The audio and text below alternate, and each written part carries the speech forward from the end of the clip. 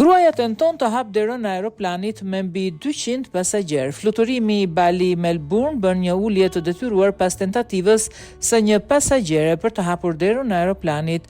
Një fluturim i kompanisë ajrore Jetstar me mbi 200 pasagjerë në Bali, Indonezi, drejt Melbourne-it, Australi, u detyrua të kthehej mbrapsht pasi një pasagjere tentoi të hapte një derë të aeroplanit mbi Oqeanin Indian. Incidenti ndodhi të hënën mbrëma në 31 mars dhe kompania e konfirmoi ngjarjen në një deklaratë të martën.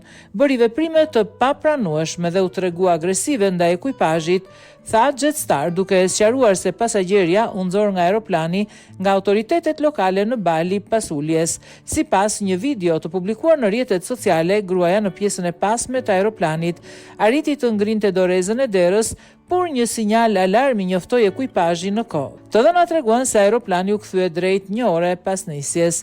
Jetstar theksoi se siguria e pasagjerëve dhe ekuipazhit është prioriteti i saj kryesor dhe se sjellje të tilla nuk do të tolerohen. Incidentet me pasagjerë problematik janë rritur vitet e fundit me raste ku pasagjerët kanë hapur daljet e emergjencës, kanë sulmuar ekuipazhin ose kanë detyruar ulje emergjente. Në vitin 2023, një burr hapi derën e një aeroplani të Asiana Airlines pak pas uljes, ndërsa një tjetër u arrestua në Shtetet e Bashkuara të Amerikës pasi hapi një derë dhe sulmoi një antar të ekuipazhit gjatë fluturimit. Autoritetet ajrore po marrin masa më të ashpra për të parandaluar raste të tilla.